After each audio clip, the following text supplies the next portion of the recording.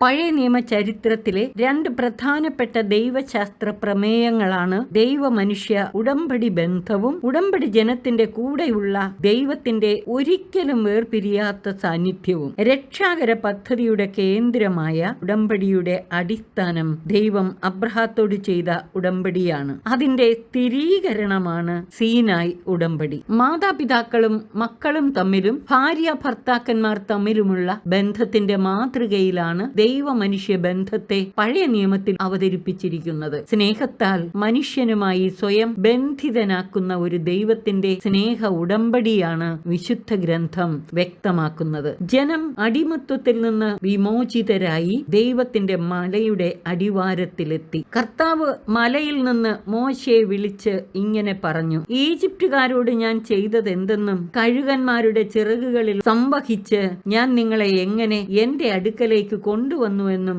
നിങ്ങൾ കണ്ടുകഴിഞ്ഞു. അതുകൊണ്ട് നിങ്ങൾ എന്റെ വാക്ക് കേൾക്കുകയും എന്റെ ഉടമ്പടി പാലിക്കുകയും ചെയ്താൽ നിങ്ങൾ എല്ലാ ജനതകളിലും വെച്ച് എനിക്ക് ഏറ്റവും പ്രിയപ്പെട്ട എന്റെ സ്വന്തം ജനമായിരിക്കും. നിങ്ങൾ എനിക്ക് പുരോഹിത രാജ്യവും വിശുദ്ധ ജനവുമായിരിക്കും. അവിടുത്തെ വാക്കു കേൾക്കുകയും ഉടമ്പടി പാലിക്കുകയും ചെയ്യുക എന്നതാണ് ഉടമ്പടി വ്യവസ്ഥകൾ. സ്വന്തം ഇഷ്ടമനുസരിച്ചല്ല ദൈവമക്കൾ ജീവിക്കേണ്ടത്, ദൈവ തിരുഹിതമനുസരിച്ചാണ്. ദൈവ തിരുമനസ്സാണ് ദൈവ കൽപ്പനകളിൽ വെളിപ്പെടുന്നത്. ഉടമ്പടി ജനത്തിന് ദൈവം 3 സവിശേഷമായ അനുഗ്രഹങ്ങൾ വാഗ്ദാനം ചെയ്തു. ഏറ്റവും പ്രിയപ്പെട്ട സ്വന്തം ജനം, പുരോഹിത രാജ്യം, വിശുദ്ധ ജനം. പ്രിയപ്പെട്ട സ്വന്തം ജനം എന്നതിന്റെ അർത്ഥം യഹോവയുടെ അമൂല്യ സമ്പത്ത്. പുരോഹിത രാജ്യമെന്ന അനുഗ്രഹ പദവിയിൽ രാജാക്കന്മാർ, പുരോഹിതർ എന്നീ 2 പദവികൾ അടങ്ങിയിരിക്കുന്നു. ഇസ്രായേൽ രാജകീയ പുരോഹിത ഗണമാണ്. സകല ജനത്തിനും ദൈവാനുഗ്രഹം സമ്പാദിച്ചു കൊടുക്കേണ്ട